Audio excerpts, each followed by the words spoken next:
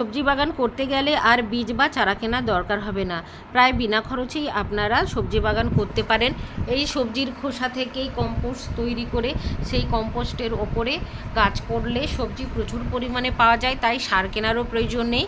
আর যখন এইভাবে একদিন ছাড়া একটা দুটো করে উচ্ছে করলা আমরা সংগ্রহ করছি, তখন একটা দুটো করে আমরা রেখে দেব সেগুলো বীজ করার জন্য। সেই বীজ থেকেই আমরা পরবর্তীকালে আবার চারা বানিয়ে নিতে পারবো।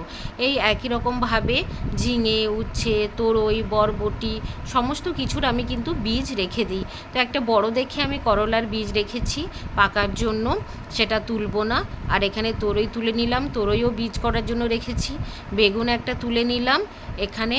আবার দেখুন এই পুরুলটা আমি বীজ করব, প্রচুর পুরুল আগেই তোলা আছে। আর এই বেগুনটা পেকে গেছে, এটাও বীজ করব। আর আগের বছরের চাল কুমড়োর বীজ থেকে দেখুন চারা বানিয়েছি।